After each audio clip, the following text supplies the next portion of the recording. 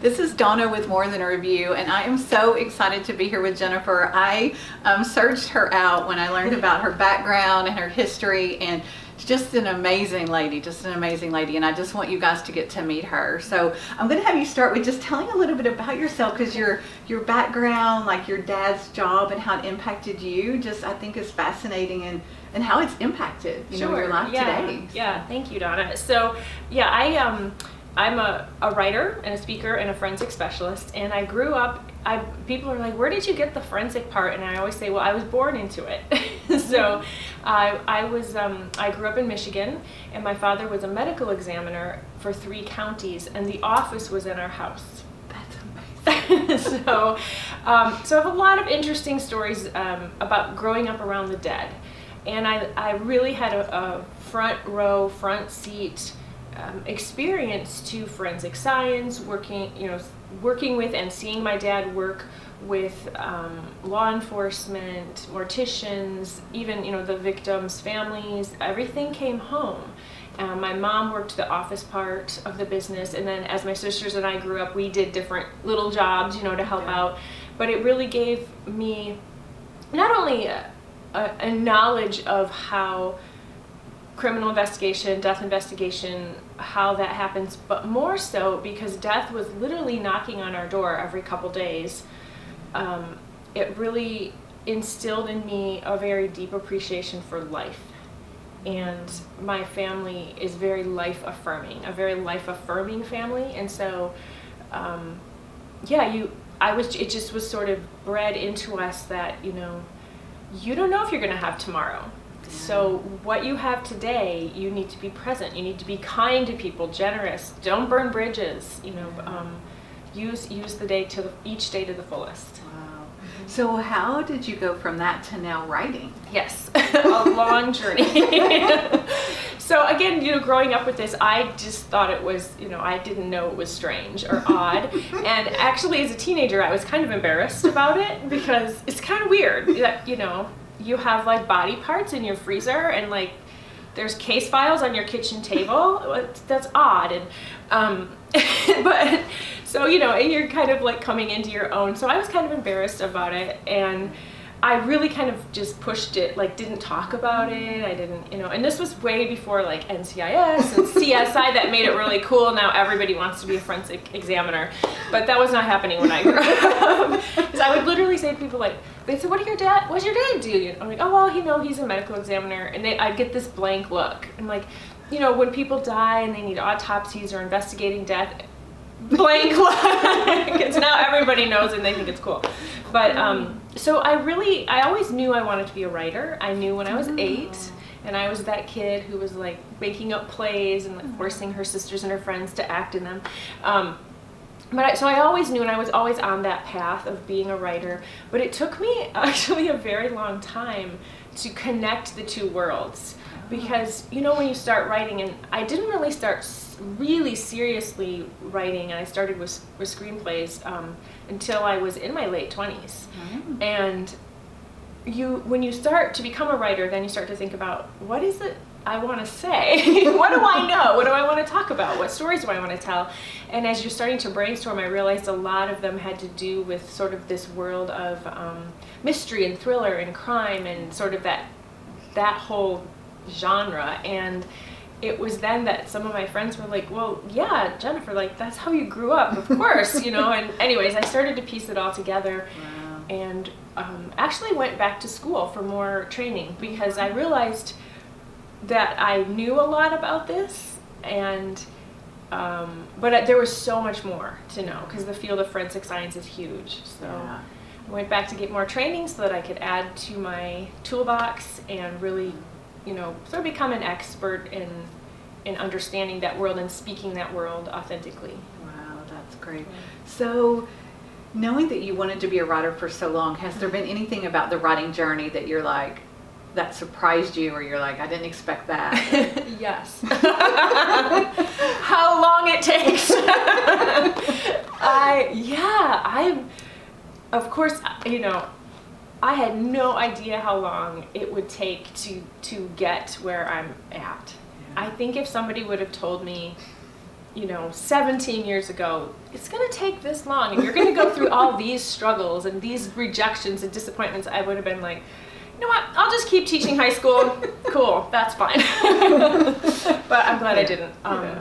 So yeah, I think just how long it takes, and I know everybody's on their own journey, and I think for me, it had to be a journey of patience and perseverance. Like that's what I needed to learn. And I'm still learning. So. That's very good. So talk a little bit about, so you do write screenplays and novels. Like, is that hard to flip back and forth? Sometimes. I started out writing screenplays, so I also write TV and film, and that's how I was trained. I was trained in, really trained well in screenwriting, and I live in LA and work in LA. And then about 5 years ago, I transitioned into novels, because I had all these gorgeous stories and they were just sitting there, and I thought, because it's really competitive business there, and most of what people write in Hollywood, most of what screenwriters write just never gets made. It might be a nice portfolio piece, it might get you a job, but a lot, we have to write tons and tons of stuff, first of all, to get good at it, and then second of all, to be able to show people that we can do it, and then we end up writing some of their stuff or something else, which is fine.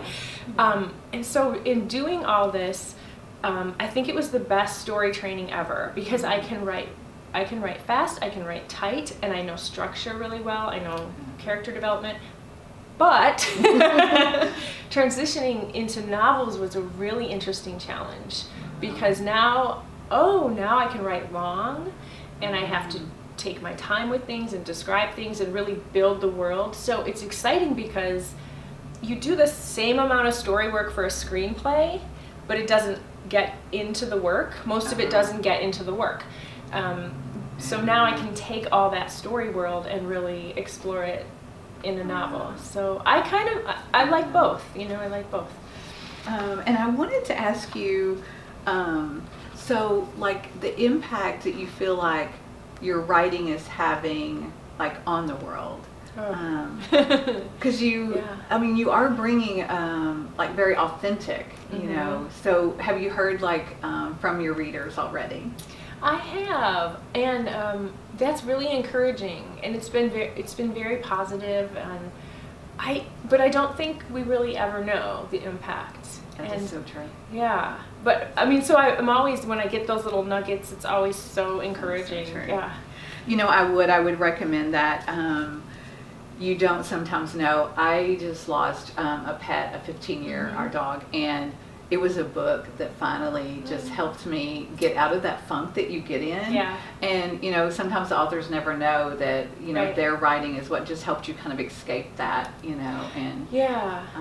And just for enjoyment. So you do know that It's there are true. people you impact out there you'll never know. Yeah, and I did have one really powerful experience a few years ago with a novel and called God Bless the Broken Road, which isn't what I typically write, but this was a writer for hire kind of work. And after I wrote it, an old college friend contacted me through Facebook. Like, we weren't even really that close in college, and she said, Jennifer, I just recently lost my husband. And she's young, and I started researching how she lost her husband. It was a very tragic event, very sudden and tragic, and they had this beautiful marriage and child. And she said, I just recently lost my husband, and I picked up your book and I started reading it, and it's been helping me heal. Yeah. So that's probably been the most memorable. Yeah, exactly.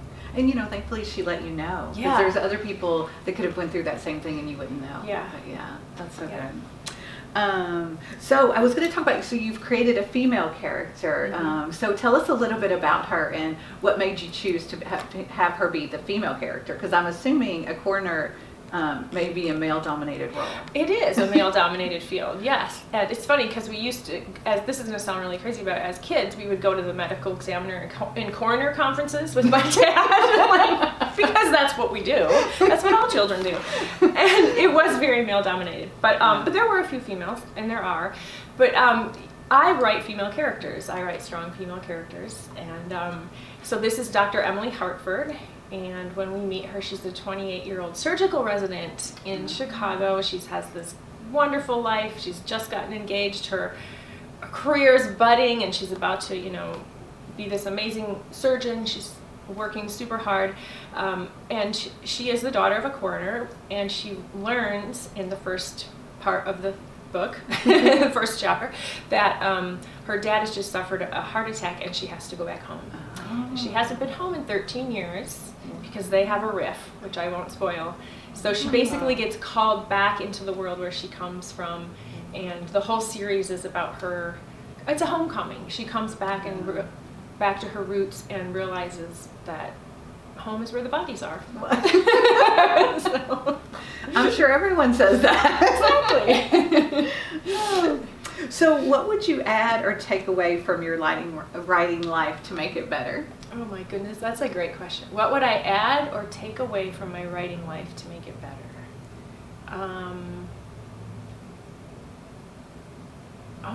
Nothing. I can't think. I love my life. I love my writing life.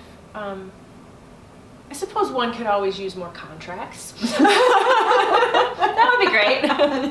But I'm really, really content with the way things are. And of course, we always strive for more and better and to improve and the next best story, but I'm happy. So will this be a series? It is. The second one comes out in January. Oh, great. It's called Secret Remains. Oh. And hoping for more. Very good. So do you see the book taking off and becoming a screenplay? Okay, so ironically, I wrote this as a screenplay first. Oh. Yeah, it was actually the first screenplay I ever wrote, and it was not in this form. The story has morphed a lot. But yeah, that was one of the projects where it was just sort of sitting on a shelf after all, and I was like, I think I'm going to try a different angle with this. Wow.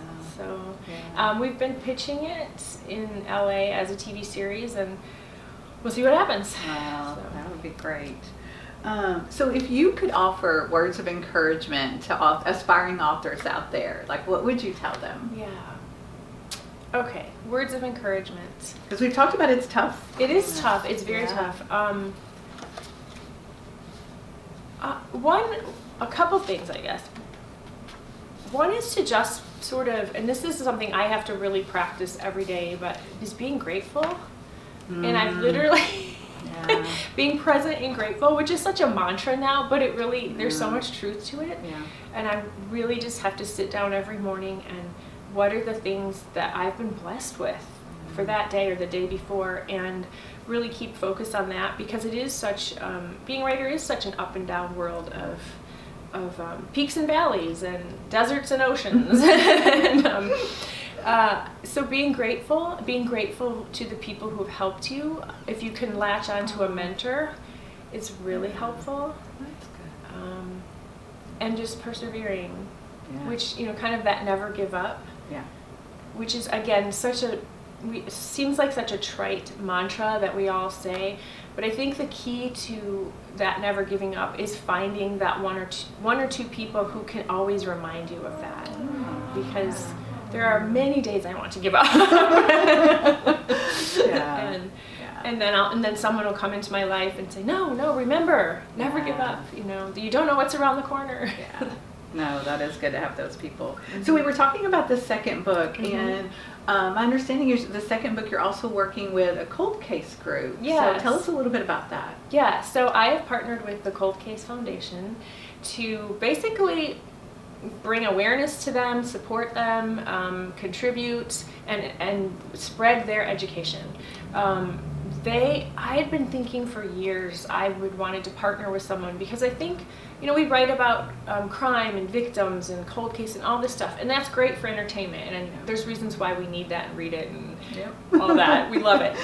But I've always thought that the real heroes, we write fictional heroes, but the real heroes, and I've known a lot of them, are the people who are actually out there working cases and trying to find the criminals who have caused these crimes and working with victims. And so it's been in my heart for a long time to, how can I support that? How can I, in reality, not fictional, but in reality, how can I support that? How can I draw my readers into supporting that? And I stumbled across the Cold Case Foundation not too long ago, and it just was an instant heart connection.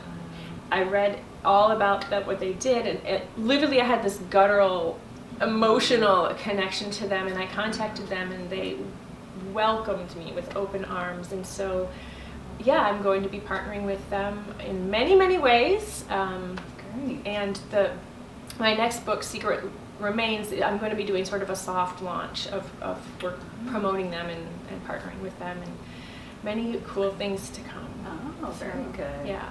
And basically, what they do is they obviously support law enforcement all over the country, and now even some outside of our country, with helping investigators, providing them resources, training, consultations, anything they need to help solve a cold case that's on their plate. But then the other part that I love, and the part that I'll probably be a little more involved in, I see myself being more involved in, is the victim prevention. So they do a lot of training on victimology, and let's prevent crimes before they happen. So yeah, that's great.